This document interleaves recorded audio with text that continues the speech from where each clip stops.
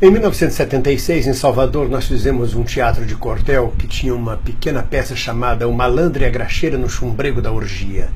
Havia uma personagem, uma senhora extremamente conservadora, que dizia o seguinte: minha gente, o mundo hoje tá que vai ou não vai. Uma banda tá pendurada, a outra cai ou não cai. Daqui para 2016, vejam bem a profecia, 2016, dizia ela, daqui para 2016, Deus arrocha e dessa vez mostra o castigo do Pai. Acabou toda a decência, a vergonha afugentou-se, o inferno pegou fogo e a besta fera soltou-se. A besta fera soltou-se. A besta fera está solta no Brasil.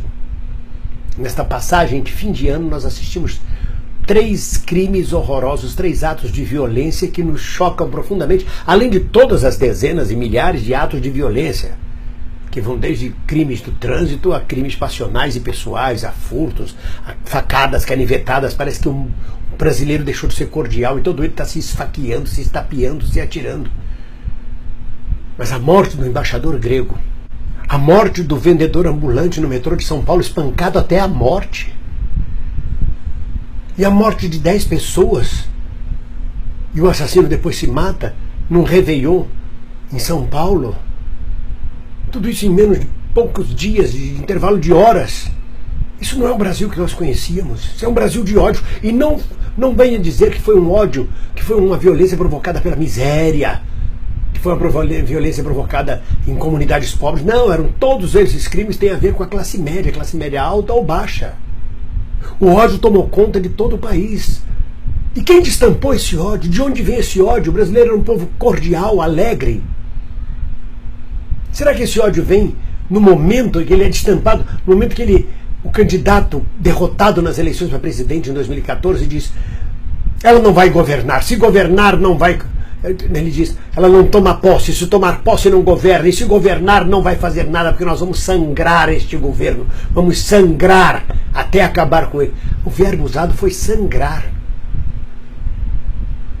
Quando uma liderança de metade do país diz vamos sangrar, está destampado o ódio. Onde não havia ódio, hoje o Brasil está dividido, totalmente dividido, famílias divididas, perdeu-se toda a decência, perdeu-se a moral. Quando você desestrutura as instituições, quando você dá péssimo exemplo, um governo de 8 meses, governo golpista de 8 meses no poder, que não resolve nada, que perde 7 ministros em 7 meses, acusados de corrupção, suspeitos de corrupção,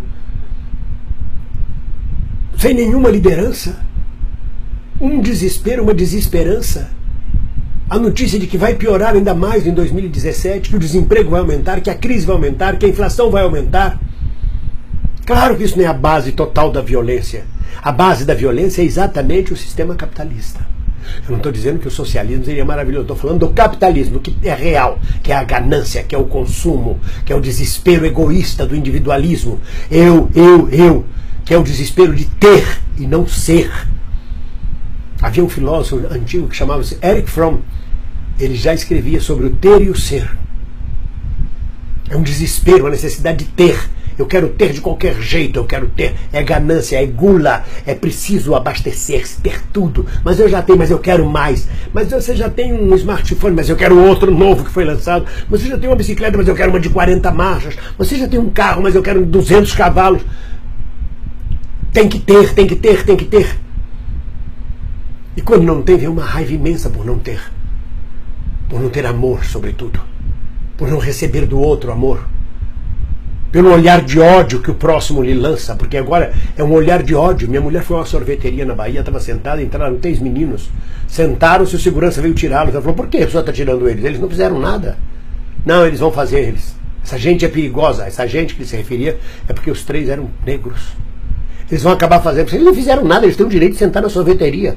E as pessoas todas em volta na sorveteria, toda aquela classe média que tem medo da violência, olhando os garotos e desautorizando eles. Porque o olhar, às vezes, é mais violento do que a ação física.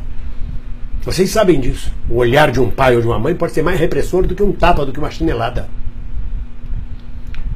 E os meninos foram retirados da sorveteria sob protesto da minha mulher. E ninguém em volta defendeu essas crianças. Como é que elas vão crescer? Com que senso de justiça? Com que senso de fraternidade?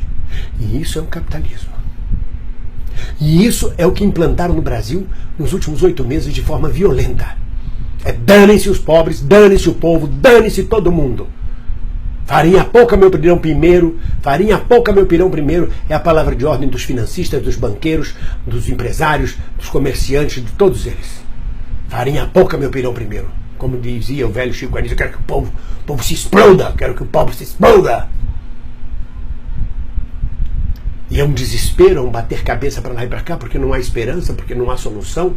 Não há solução porque as pessoas não conseguem ter contato dentro de si, porque não há exemplo moral, não há exemplo de liderança moral.